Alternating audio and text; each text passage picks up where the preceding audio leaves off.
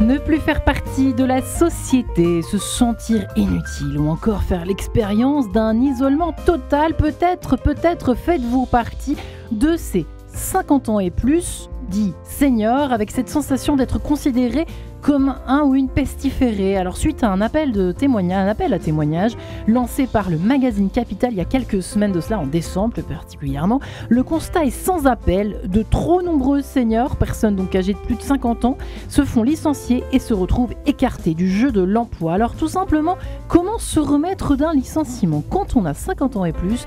Réponse, je l'espère, en tout cas au bout de ces 52 minutes d'émission en quête de sens avec mes 3 invités du jour. Et j'ai la grande joie d'accueillir pour commencer Françoise de Saint-Cernin. Bonjour maître. Bonjour Françoise. Je vous appellerai juste maître au début d'émission parce que... Non, bien sûr, Françoise. Bonjour Françoise, bienvenue. Vous êtes avocate spécialisée en droit du travail. On peut également mentionner votre site internet, oui, dans lequel vous publiez un peu chaque semaine, on peut le dire comme cela. Un article toutes les semaines que j'écris moi-même. Voilà, tout simplement. Oui. Merci de le préciser. C'est vrai que de nos jours, on peut se faire un petit peu épauler. Mais là, c'est de votre plume. Donc, précisons-le, avec votre expérience de terrain.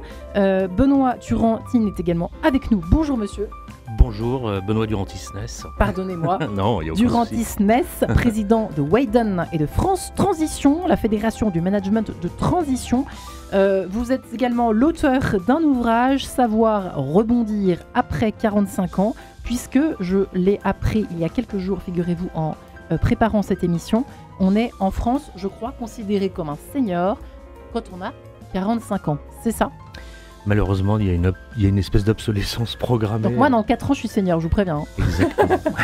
Okay. Mais ça se prépare, hein. Ça va être tout l'objet de notre heure passée ensemble. Tout va bien se passer. Je précise simplement que votre ouvrage est sorti chez Idéo. Devenez acteur de votre carrière. Et enfin, nous sommes en ligne avec Pascal de Lomas. Bonjour Pascal. Bonjour Marie-Ange. Ravie de vous entendre. Vous qui êtes formatrice, coach depuis 20 ans, vous avez publié tout récemment, relativement récemment, Oser transformer sa vie à 30, 40 ou 50 ans. Alors j'adore parce que le ou 50 ans, on a vraiment l'impression, attendez, ou même à 50 ans, tout va pouvoir changer dans votre vie, ne vous inquiétez pas, tout va bien se passer, comme si c'était déjà posé comme une fatalité, Pascal de Lomas. Il n'y a pas un peu de ça quand même ? En fait, c'était plutôt pour ouvrir le champ des possibles. D'accord. Non, je plaisante, mais... En vérité, toujours possible, même après 60. Figurez-vous. Oh là là là là. On va en parler évidemment tout au long de cette émission. Alors, moi, j'avais une question. Pour commencer, peut-être que ce n'est pas la question idéale pour ce début d'émission. Pardon, Benoît Durand-Tines. Benoît. Benoît, appelons-nous par nos prénoms, ce sera plus simple. Ouais. Ou Françoise de Saint-Cernin qui veut répondre l'un ou l'autre. Au fond, on a l'impression que c'est depuis un peu l'ère Macron que ça se passe comme cela en France, que les plus de 50 ans, à partir de 50 ans, alors voire 45 ans, enfin bon, on va dire que c'est les 50 ans et plus, voilà, d'un coup de baguette magique, se sont du jour au lendemain vus écartés, mis à l'écart comme des pestiférés, comme l'ont témoigné certains et certaines à cet appel à témoins lancé par le magazine Capital. Qui veut répondre, Françoise? Écoutez, oui, je pense que c'est un phénomène qui s'est plutôt accéléré à partir de 2017, puisque, en fait, la modification, je pense que la modification du droit du travail y est pour une partie très importante. Ouais. Elle n'a pas commencé en 2017 avec les ordonnances travail, et notamment le barème Macron, puisqu'elle date en réalité d'une première loi qui s'appelle Macron, qui date de 2015 et qui a rendu la procédure prud'homale extrêmement difficile. Une loi qui s'est appliquée à partir de 2016. Et là-dessus, vous avez les ordonnances Macron, les ordonnances Macron de septembre 2017, le barème Macron, qui ont rendu la vie des seniors beaucoup plus difficile, puisqu'en réalité, il faut savoir que c'est eux qui se font licencier majoritairement, et c'est eux surtout qui ne retrouvent pas facilement d'emploi. Quand vous avez 30 ou 35 ans à l'heure actuelle, vous êtes terriblement chassé, et ce n'est pas Benoît qui dira le contraire, alors que dès que vous passez la cinquantaine, et c'est l'objet, puisque là, vous dites même que ça commence à partir de 45 ans, dès que vous passez la cinquantaine, vous n'êtes plus ou vous êtes moins rentable, surtout pour les grandes entreprises, puisque pour les petites entreprises, ce qui compte, c'est la valeur. De la profitabilité du salarié. Alors que dans les grandes entreprises, vous fonctionnez plutôt en matière macroéconomique et vous avez des ordres qui viennent souvent au niveau mondial de réduction de la masse salariale, de réduction d'effectifs tous les ans. Et à ce moment-là, il faut trancher. Et bien entendu, comme par hasard, ça se porte sur les seniors, puisque les seniors, surtout s'ils sont cadres et s'ils ont des grosses rémunérations, une grosse rémunération d'un cadre, surtout âgé, qu'on considère étant moins rentable que par le passé, puisqu'il y a cette, malheureusement, phobie française contre les seniors. Une phobie française, hein. Une phobie française contre les seniors. Il faut savoir que ça va très loin, puisque quand vous voyez les chiffres par rapport à la moyenne de l'Union européenne, en France, vous avez 36% des salariés qui sont encore en poste entre 60 et 64 ans. Alors effectivement, en matière d'emploi des seniors, la France fait, dit-on, en effet figure de mauvais élèves. À peine un tiers des 60-64 ans sont en emploi. Exactement. Dans l'autre sens, si je puis dire. Un tiers des personnes d'entre 60 et 64 ans. Voilà. Ce qui veut dire que les 2 tiers ont quitté leur entreprise avant 60 ans. Les entreprises n'aiment pas les seniors, elles ne veulent pas les garder. Elles ne voulaient pas les garder quand l'âge de la retraite était à 62 ans. On peut penser que maintenant qu'il a été reculé de 2 ans à 64 ans, elles en veulent encore moins parce qu'elles ne veulent pas les garder jusqu'à 64 ans. Et donc la solution, c'est de s'en séparer avant 60 ans. Et donc, bien entendu, je pense que Benoît est là pour dire comment ces seniors vont s'organiser, parce que moi, malheureusement, je suis en amont. Je m'occupe de la rupture du contrat de travail, et il est clair que cette rupture est désormais est vécue de façon très, très difficile. Hein, ça fait des dégâts, les ruptures des gens, des salariés qui sont licenciés avant 60 ans. D'autant plus quand on est qualifié, quand on a passé des années à progresser dans une carrière, dans une qualification, dans une branche, etc., etc. C'est d'autant plus scandaleux. Une étude menée par l'APEC, dites-vous, de votre côté, cher ami, de votre côté, Benoît Turantis-Ness, vous dites qu'une étude menée par l'APEC en janvier 2022 met en exergue les difficultés que les cadres seniors rencontrent dans leur retour à l'emploi. Fin janvier 2021, 700 000 cadres, on aime bien les chiffres, étaient en recherche d'emploi, dont 16% de seniors entre 50 et 64 ans. Soit plus de 112 000 cadres au total quand même. Hein. Effectivement, on fait bien de le préciser, ça commence comme ça votre bouquin. Oui, exactement. De toute façon, c'est les chiffres, l'APEC suit ça régulièrement et vous voyez, il y a un virage qui est en train d'être pris, une prise de conscience. Vous savez, à la fin de l'année dernière, l'APEC a lancé une grande opération auquel moi j'ai participé pour partager aussi à comment rebondir à tous ces cadres. Ça s'appelait « Je suis senior et alors ». Je vais revenir juste sur ce qu'on disait précédemment et notamment, je suis d'accord avec Françoise que on dit depuis Macron, mais en fait c'est pas depuis Macron. Depuis Macron, il a effectivement posé une loi qui encadre finalement les montants qu'on peut toucher au licenciement, qui a peut-être fait accélérer un peu les choses. Mais je crois que d'une manière plus générale, aujourd'hui les entreprises elles répondent à une réalité économique. Il y a une pression globale sur les entreprises parce qu'elles se globalisent, parce que la concurrence, elle est plus française, elle est mondiale, et ça n'excuse rien du tout. Mais en tout cas, les entreprises, elles font quoi? Elles optimisent leurs coûts. Et c'est pas tellement depuis Macron. Je pense qu'il y a eu la crise en 2008. Ensuite, on a toute la crise sanitaire. Et entre-temps, les entreprises, elles réagissent, elles prennent des dispositions. Et peut-être que dans les dispositions qu'elles prennent pour alléger leurs coûts, il y a peut-être moins de postes, il y a plus de productivité. Et parmi ceux-là, comme disait Françoise, les seniors coûtent peut-être un petit peu plus cher et on s'en occupe en premier. Donc, c'est pas une cause, c'est une conséquence.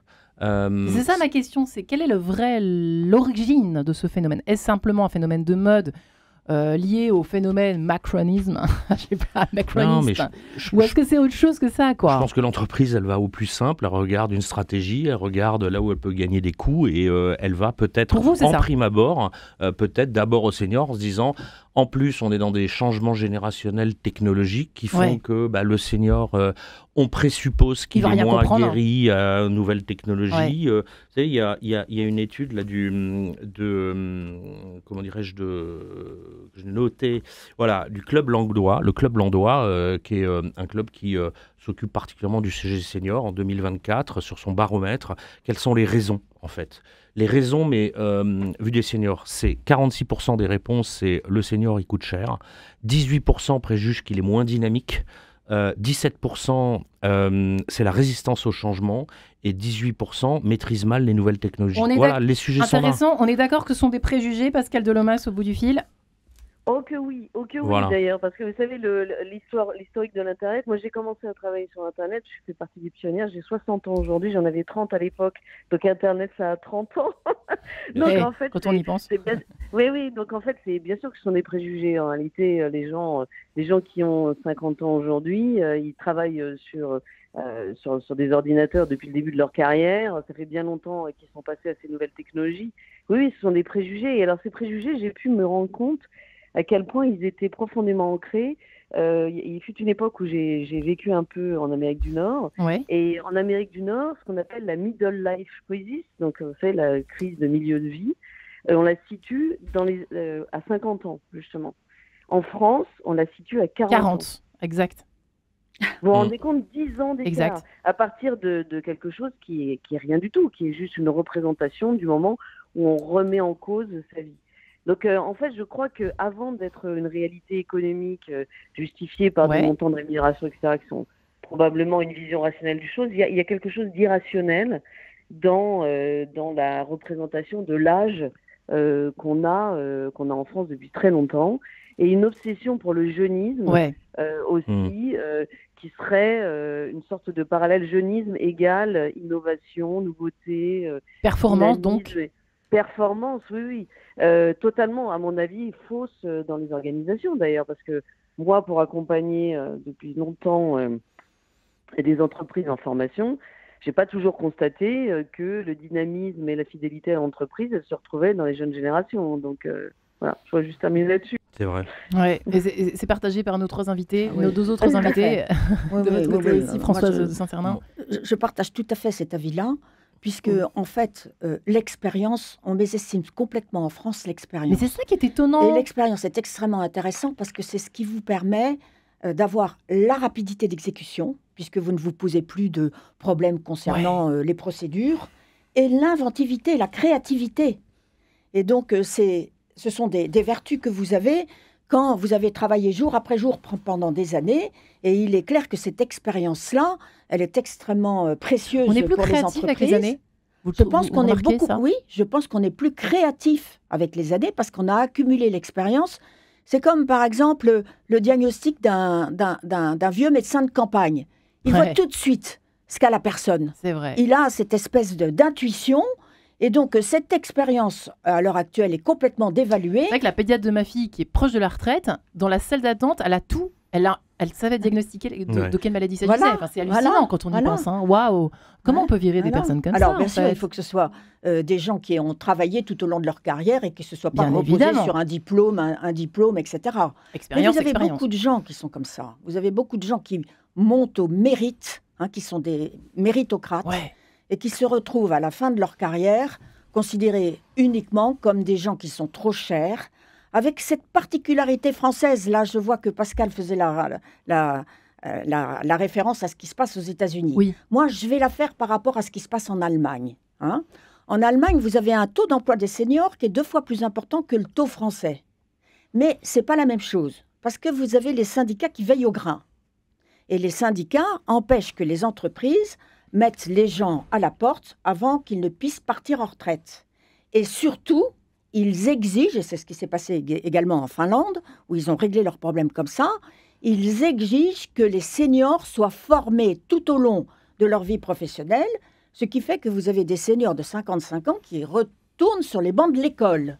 Waouh. Et donc, il est clair qu'à ce moment-là, vous avez des gens qui ont l'expérience, qui ont la connaissance, notamment des nouvelles technologies. Parce que pourquoi pensez-vous qu'une cervelle de 50 ans ne soit pas capable d'intégrer les nouvelles technologies? Il suffit qu'il y ait les formations. En France, vous n'avez pas de formation pour les seniors. À 45 ans, t'es vieux, dégage. En gros, c'est ça, quoi. Exactement. Et donc, vous avez des gens qu'on pousse plus ou moins vers la sortie avec des phénomènes. C'est un petit peu mon métier à moi, puisque je fais une petite digression. C'est qu'auparavant, devant le Conseil des prud'hommes, vous n'aviez que des affaires de licenciement. Maintenant, vous n'avez que des affaires de harcèlement. C'est terrible. Mais il faut le dire, les gens qui viennent vous voir sont des gens qui sont encore en poste et que vous allez accompagner pendant un certain temps jusqu'à la rupture parce qu'ils sont molestés et que eux, ils sont conscients de ce qui leur arrive, alors que malheureusement, la plupart des gens ne sont pas conscients. Ils vivent une dégradation de leurs conditions de travail, comme une remise en cause personnelle, et c'est à ce moment-là qu'ils développent des burn-out, alors que ça peut être uniquement une technique managériale qui a pour but de dégoûter les seniors et de les pousser vers la sortie. Voilà, vous avez ce genre de choses à l'heure actuelle devant le Conseil des prud'hommes. Charmant, bien réel. Et c'est vraiment dommage. Ouais, Benoît Durantis. Ouais, je trouve ça intéressant, mais je crois que là, depuis le début, on essaye de porter en fait la cause sur l'entreprise, mais il faut pas oublier qu'il y a un autre phénomène, c'est la façon dont nos seniors prennent les choses. Déjà, quand ça nous arrive, c'est un choc hyper brutal. Et moi, je vais vous dire, chez Wayden, on rencontre plus de 1500 dirigeants par an, physiquement, dans des entretiens, pour qualifier s'ils sont managers de transition ou pas, pour les sélectionner. Systématiquement, le point commun qu'on pourrait résoudre pour eux, c'est un peu ce que Françoise disait en filigrane, la perte d'existence sociale. Ouais. La cinquantaine, c'est un moment très compliqué où on a beaucoup de pression dans tous les sens. On a encore, alors je vais être un peu concret, la résidence principale à rembourser, les études des enfants qui coûtent cher. Et puis, c'est l'âge aussi où on commence... les parents dans les EHPAD. Alors, Souvent c'est aussi. l'âge, j'allais le dire, ouais. c'est l'âge où on commence à s'occuper de ses parents, exactement. Donc ça fait une conjonction de pression, et vous rajoutez là-dessus, socialement, une autopression que certains se mettent de quand dira-t-on. C'est difficile, nous, ce qu'on rencontre, c'est si j'arrive à résoudre... Qu'est-ce que tu vas raconter à tes amis le samedi soir dans les dîners où, sans faire attention, on dit alors Jean-Louis, t'en es où de ton chômage? Bam, c'est un couteau, voilà, ou le dimanche midi autour du poulet familial, ou voilà, c'est les gens qui arrivent dans cette situation, et c'est là peut-être où des gens comme Pascal sont providentiels, c'est que les coachs, c'est important aujourd'hui. Il faut savoir se faire aider. C'est pas une fatalité, au-delà du fait que ça doit être, pour moi, c'est une hygiène de vie à transformer, mais on en parlera tout à l'heure. Les solutions, elles existent, mais c'est vrai que quand ça nous arrive, a priori, c'est un choc brutal. On s'y attend pas, ou on est dans le déni aussi, et souvent, et c'est très français, dans les pays anglo-saxons, il y a beaucoup plus de vélocité par rapport au changement de poste. En France, on a l'impression, on en parlait tout à l'heure avec Françoise, que quand notre carrière, elle est faite dans une seule entreprise, etc. Et puis c'est parce qu'on a bien travaillé, c'est parce qu'on a délivré des bons résultats qu'on va continuer son job. C'est plus comme ça aujourd'hui. Ouais, alors c'est plus comme ça. On continue cette conversation passionnante juste après. Hayden, si vous le permettez, quand on a occupé pendant un certain temps des fonctions de direction dans une entreprise, il est franchement difficile de se réinventer. On en parle juste après, si vous le permettez, Benoît Durantis-là, je vais y arriver. Pascal Delemasse, Françoise de Saint-Cernin, cette rentrée, merci. Eh bien, d'accepter mes petits aléas, n'est-ce pas? Nous nous retrouvons dans quelques instants. Comment se remettre d'un licenciement quand on a 50 ans, juste après Hayden. À tout de suite.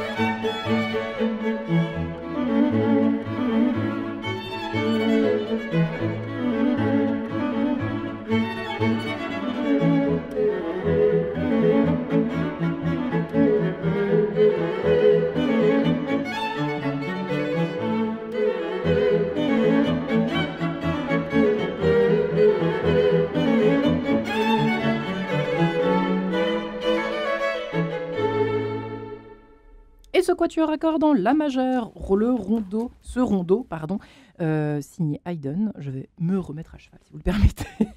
Voilà, dans quelques secondes. Hop, un petit café et ça repart. Comment se remettre d'un licenciement quand on a 50 ans ? Grave, douloureuse, délicate question. Ô combien d'actualité avec mes 3 invités. Benoît Durand-Isnès, président de Widen et de France Transition, la fédération du management de transition. Il a également publié récemment Savoir rebondir après 45 ans, devenez acteur de votre carrière, publié chez Idéo. Pascal Delomas est en ligne, elle qui est formatrice coach et qui a écrit de son côté Oser transformer sa vie à 30, 40 ou 50 ans chez Erol. Et enfin, maître Françoise de Saint-Cernin, avocate spécialisée en droit du travail. On peut mentionner votre site internet, Cadre Averti, tout simplement. Voilà qui est fait. Votre petite présentation pour ceux qui nous rejoignent à l'instant. Un sujet effectivement douloureux. J'aimerais bien qu'on évoque effectivement Benoît Durand-Isnès. Voilà, par exemple, c'est ce que vous mentionnez dans votre livre, mais les postes de direction, même ceux-là, on se dit, il retrouvera. Vous savez, souvent on dit, il retrouvera. Il a une carrière magnifique derrière lui, il va trouver. Eh ben non, vous dites, il est franchement difficile de se réinventer parce que, en fait, comme on en parlait, très souvent, on vous propose des postes on dit recréer une boîte, on vous dit management de transition. Ça, c'est des choses qu'on entend quand on est dirigeant. Oui, alors au moment où finalement on quitte ou on se fait quitter par son emploi, on veut tout de suite rebondir. Moi, je crois que le meilleur conseil, c'est déjà prendre un peu le temps, se poser. Il y a un phénomène qu'on néglige souvent, en tout cas nous on le voit, c'est des gens qui, par souci d'étiquette sociale, veulent absolument rebondir et vite retrouver un job, ce qu'on peut comprendre, bien sûr. Mais souvent, il y a ce phénomène, on en parlera peut-être, de la courbe de deuil qu'il faut passer, parce que c'est un choc brutal et ça, les gens le négligent. On ne retrouve pas un travail quand on est dans la turbulence finalement psychologique du choc du licenciement. Et d'ailleurs, peut-être que Françoise aura un avis, parce que l'avocat souvent est un coach aussi, de la même manière que Pascal, pour retrouver. Enfin, pas pour retrouver, mais pour retrouver son équilibre psychologique. Son moral aussi. Ouais. Vous savez, les gens qui vous disent « Oh là là, qu'est-ce qui t'arrive, machin » et tout ça, c'est pas tant... c'est que eux, ils ont peur eux-mêmes que ça leur arrive. Ouais, il faut dégonfler la pression. Après, on dit « Oui, tiens, t'as qu'à faire management de transition ou racheter une entreprise ». Ça se décrète pas. Alors déjà, le management de transition, ça c'est mon métier. Je peux vous dire qu'on est dans un monde où il y a moins de missions que de gens disponibles, paradoxalement. Et le manager de transition, son premier devoir, je suis désolé, je vais le dire un peu directement, c'est de trouver sa mission. C'est-à-dire qu'avant de pouvoir faire une mission de transition, quelque part, il faut trouver sa mission. Donc ça met en place des dynamiques quasiment identique à la recherche d'emploi, donc il faut être plutôt dans une logique psychologique positive. Deuxième élément, racheter une entreprise, c'est un long processus. Racheter une entreprise, vous savez, quand on veut racheter une entreprise, il faut en voir 100 ou 200 pour en espérer peut-être faire une offre et voir en racheter une. Ça se décrète pas. Et puis ça demande beaucoup de temps, beaucoup de moyens. Ça se décrète pas. Alors il faut pas confondre l'étiquette sociale qu'on se remet, le galon qu'on se remet pour essayer de rebondir rapidement, et le vrai rebond de trouver sa prochaine aventure. Je ne vais pas faire peur aux auditeurs qui sont concernés, mais paraît-il qu'il ne faut pas... on ne peut pas retrouver, que l'on trouve... un poste de management de transition ou d'autres postes, ou même de création de postes, ou de création d'entreprise, pardon. On ne peut pas trouver, là je m'adresse à l'avocate qui est avec nous, Françoise de Saint-Cernin, pendant une procédure. Donc que ce soit les prud'hommes, que ce soit une procédure très très longue pour une grande entreprise. Est-ce que c'est vrai ou pas ? Très sincèrement. Non. Ça, une sorte de malédiction, vous savez, je sais pas. Non, il y avait une période, d'abord il faut savoir qu'il y a beaucoup plus de licenciements qu'auparavant, alors que la population au travail est maintenant quasi identique. Vous avez autant de gens qui partent que de gens qui arrivent depuis environ 2015. Et on sait qu'à partir de 2035, ça va s'inverser. Vous aurez une population qui va diminuer. Donc il y a autant de jeunes qui rentrent que de vieux qui partent. Et vous avez pour autant beaucoup plus de licenciements. Si vous rajoutez les ruptures conventionnelles, par rapport à, par exemple, 2007, vous aviez environ 700 000 licenciements par an, et notamment des licenciements économiques. À l'heure actuelle, vous avez 1 600 000 ruptures, dont 500 000 ruptures conventionnelles, dont on sait que la plupart du temps, elles sont quand même initiées par l'employeur. Et très curieusement, vous avez la courbe des licenciements pour cause économique qui s'affaisse. vous avez beaucoup moins de licenciements pour cause économique qu'en 2007 et vous avez beaucoup plus de licenciements et de ruptures conventionnelles au total. Qu'est-ce que ça veut dire ça, en 2 mots? Alors ça veut dire que c'est devenu banal, un licenciement. Autrefois, le licenciement était réservé, alors soit licenciement pour cause économique, soit licenciement pour insuffisance professionnelle ou pour faute de gens qui avaient plus ou moins démérité. Ouais. À l'heure actuelle, le licenciement est devenu banal et donc on sait très bien que le fait d'avoir été licencié ou le fait d'introduire une procédure devant le Conseil des prud'hommes, c'est pas du tout ce qui va faire peur à un nouvel employeur. C'est une bonne chose, ça, plutôt. Alors. Oui, bien sûr. Et le nouvel employeur, il veut souvent quelqu'un qui ait du caractère. Et plus le niveau de poste est élevé, et plus vous arrivez chez le nouvel employeur en disant « Moi, j'ai eu un problème avec… De toute façon, quand on quitte un emploi, c'est bien parce qu'on a eu un problème, généralement. Hein, il ne faut pas se faire d'illusions. Ça le dit. Alors, pensez que tout s'est bien passé et que vous changez d'employeur. Bon, on sait très bien qu'il y a quelque chose qui n'a pas marché. À 90%, on quitte une entreprise pour le manager ou l'employeur. Bien sûr. Alors, il vaut mieux avoir l'étiquette de quelqu'un qui ne s'est pas laissé marcher sur les pieds et qui a eu peut-être même un conflit, hein, plutôt que quelqu'un qu'on a laissé filer parce que malheureusement, il n'était pas bon sur le plan professionnel. Ça, c'est ce qu'il y a de pire. Donc, il ne faut pas avoir peur maintenant de faire état d'un conflit qui vous a opposé à votre employeur, d'autant plus qu'on sait très bien maintenant que, surtout en ce qui concerne les seniors, ce qui tombe, c'est les licenciements pour mesure d'âge et qui frappent malheureusement les gens qui ont les rémunérations les plus importantes alors qu'ils sont âgés et qu'on considère que le taux de profitabilité n'est plus suffisant. Ouais. Hein, voilà. Donc, il ne faut pas avoir peur. Et souvent même, le nouvel employeur laisse le temps au candidat qu'il a sélectionné de régler ses comptes avec son précédent employeur pour partir dans le cadre d'une rupture conventionnelle ou même un licenciement suivi d'une transaction.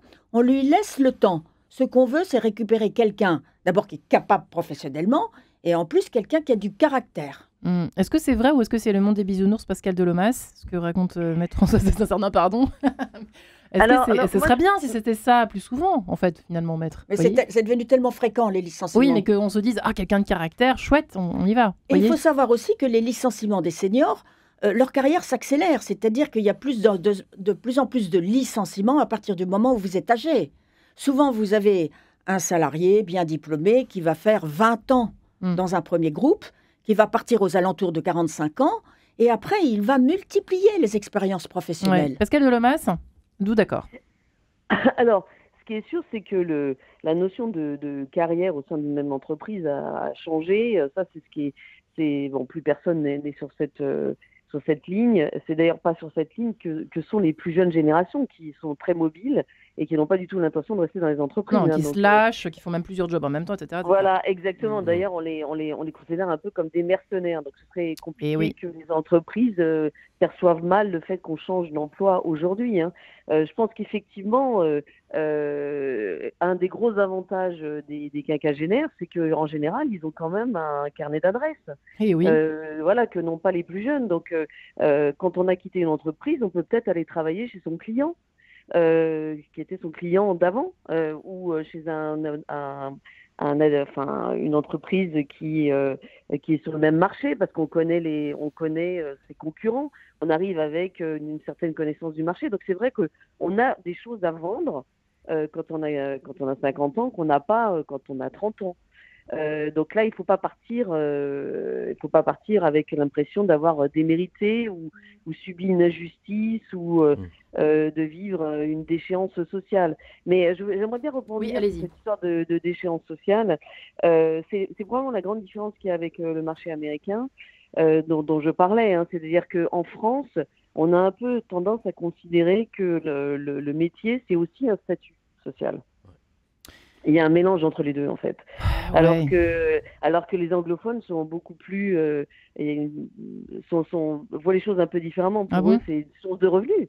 Le statut social, vous l'avez par rapport à votre rémunération. C'est ça. C'est sur la rémunération plus que sur le job en lui-même. C'est ça que vous voulez dire. Voilà, en France, donc, en fait, c'est en ensemble. C'est ça. Alors, si on se débrouille pour regagner sa vie, finalement, peu importe ce que l'on fait. Donc, il y a déjà par rapport à ça... une fluidité à avoir, au fond, l'important, c'est de retrouver une autre manière de gagner sa vie.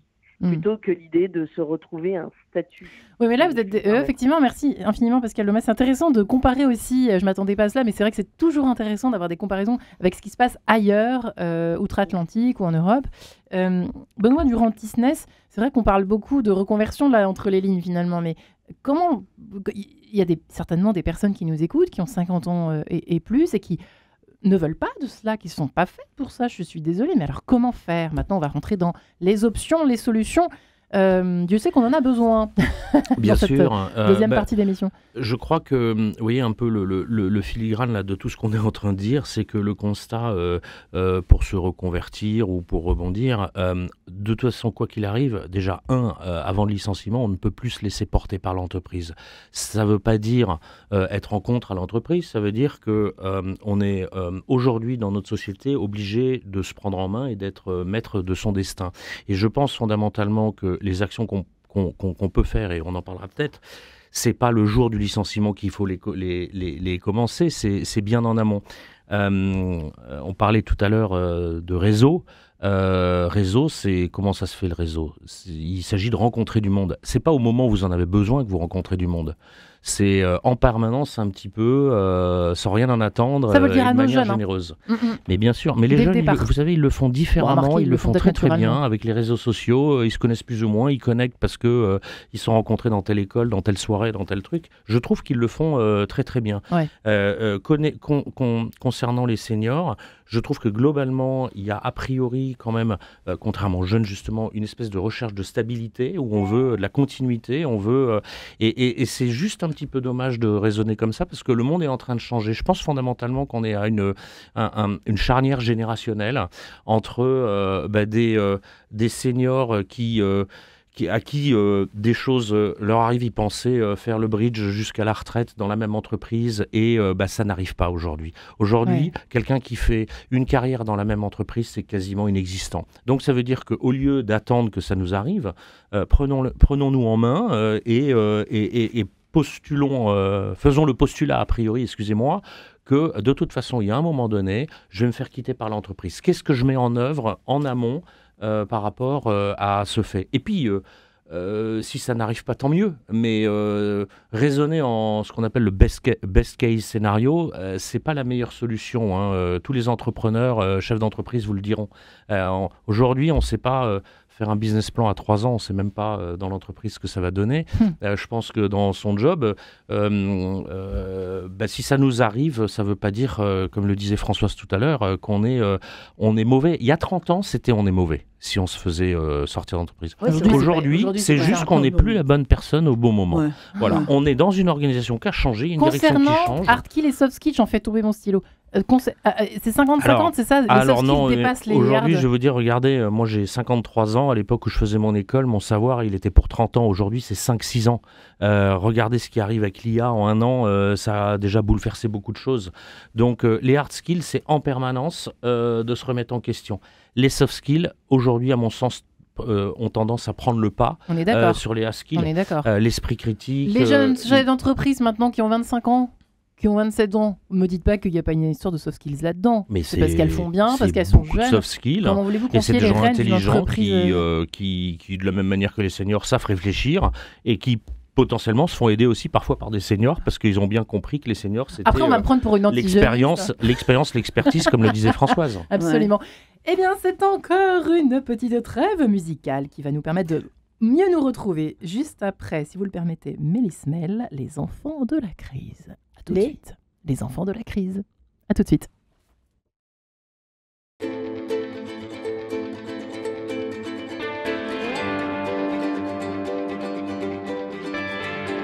À l'horizon, l'humeur est grise et le ciel est toujours bouché. Je suis une enfant de la crise. J'ai fait mes armes à ses côtés. J'ai tout connu, les grands sommets, la possession, la décadence. J'ai pris le temps de rêvasser, je crois, j'ai perdu la cadence. Toi, là-bas, ne sens-tu pas dans l'air, j'entends monter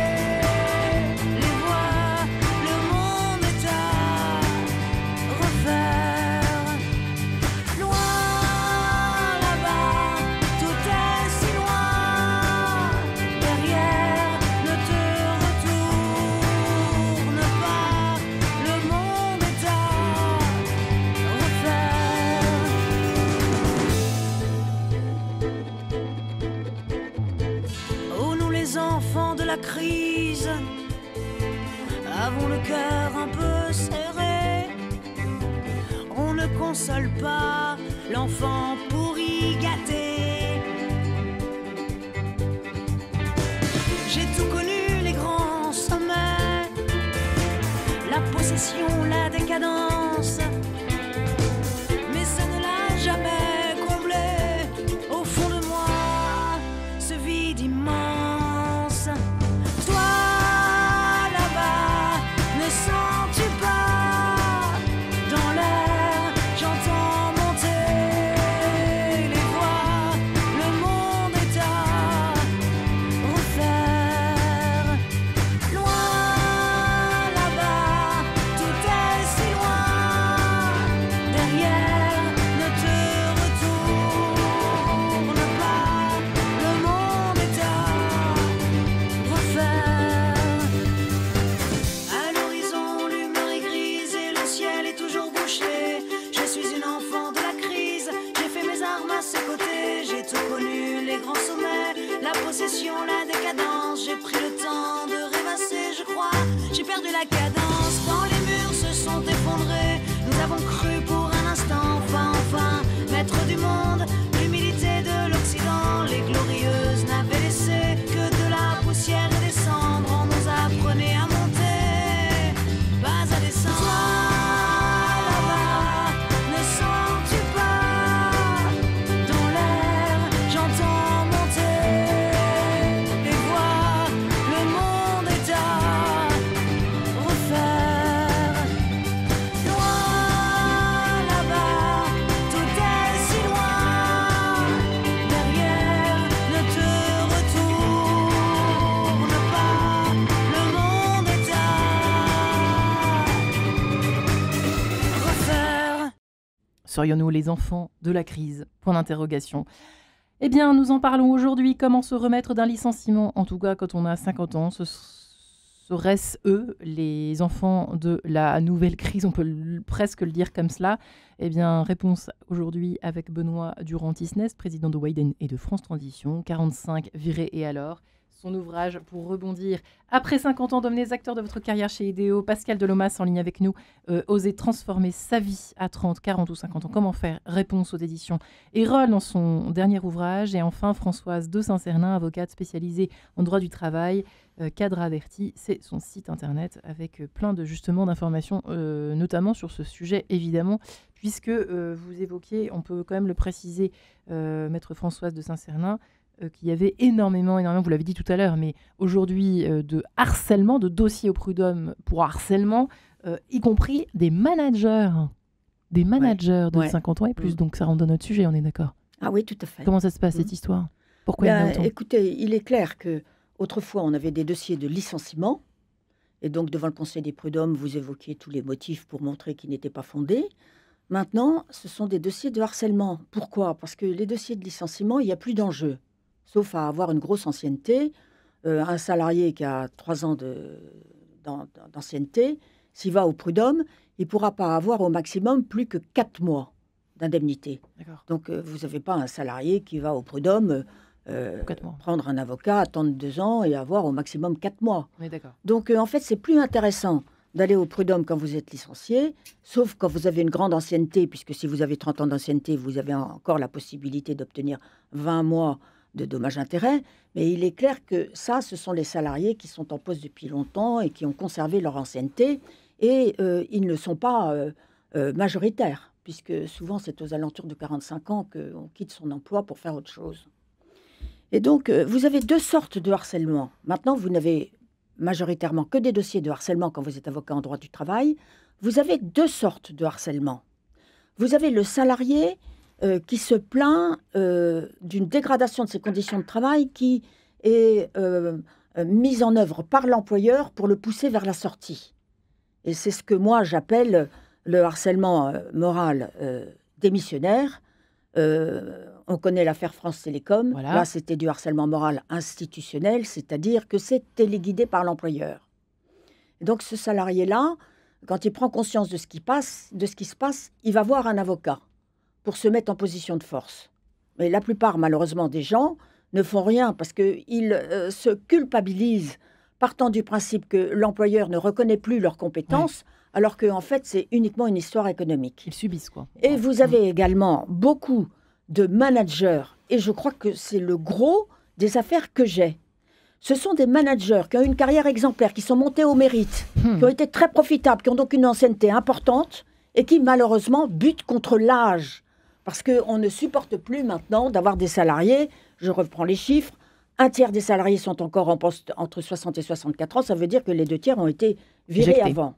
Et donc, ce salarié-là, il coûte cher encore, parce qu'il a son indemnité conventionnelle, et s'il a 30 ans d'ancienneté, il peut avoir 20 mois devant le Conseil des prud'hommes.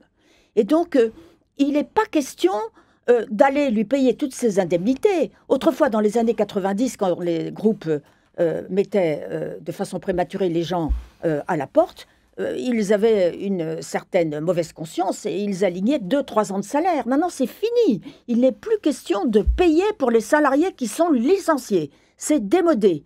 Et donc, ce salarié-là qui va coûter très cher, alors que celui qui a 3 ans d'ancienneté et qui a le même âge ne coûtera rien, il faut le faire partir. Ouais. Et comment va-t-on le faire partir? Avec la RH, vous avez dit. Oui, alors je vais vous dire. Sur le plan opérationnel, on ne peut rien lui reprocher. On ne peut lui reprocher que des défaillances de comportement. Et on va monter contre lui très souvent. Je parle bien entendu des entreprises qui se conduisent mal. Je ne dis pas que toutes les entreprises se conduisent mal. Non, mais ici, on parle Mais de scandale, malheureusement, donc, il y en a un certain nombre qui se conduisent mal et dans le lot des grands groupes. Et on va monter contre lui un dossier de harcèlement. Il suffira qu'il y ait une plainte d'un collaborateur qui a été mal noté par lui. On va déclencher une enquête. Maintenant, c'est la DRH qui a la possibilité de faire toute seule l'enquête sans associer les représentants du personnel.